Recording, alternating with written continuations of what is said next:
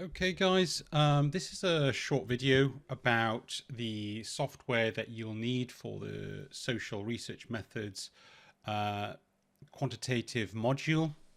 Now, if you go to this page here, myuni.swansea.ac.uk/IT-services/software-inquiry/ I'll leave the link to the description in the description section underneath the video, and on Canvas. But please go on that site and have a look at the software that's available. What you'll need to select is the SPSS Statistics 26.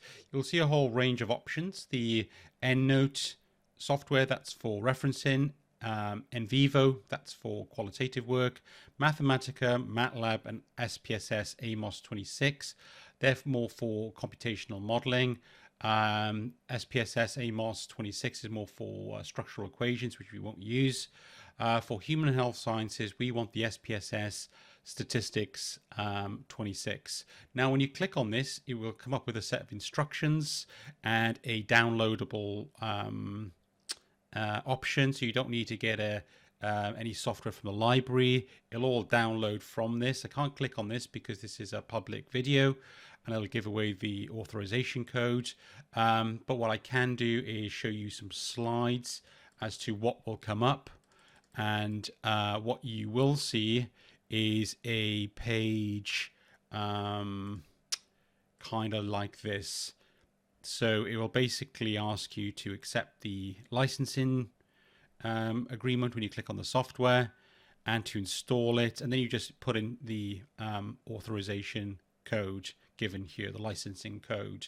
So all these instructions are explained here. At the bottom of the screen, underneath this, by the way, you'll have an authorization code. At the bottom of the screen, you'll have three options: 64-bit, 32-bit, or Mac. Obviously, if you've got an Apple Mac, select this option. If you've got a new system, it's likely you've got a 64-bit. Click on this. If your system's older, click on the 32-bit. If you're unsure if you've got a 32-bit or 64-bit, it's probably safer to click on the 32-bit because the 32-bit should run on the 64-bit, whereas there might be problems if you're downloading 64-bit on a 32-bit system. If you've got any problems, please contact IT support because they can kind of direct you through much more better than I can. But that's a basic advice there for you.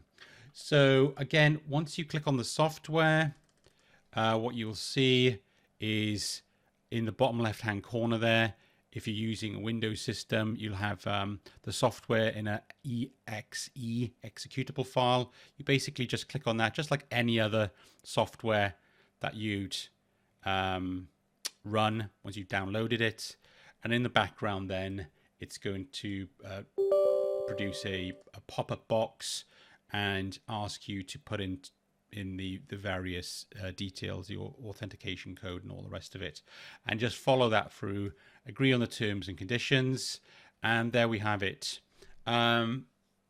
If you're struggling with equipment, please contact the library service, because obviously you need a laptop, you need the software on it. So any kind of technical problems, please contact the library. Okay, thank you very much.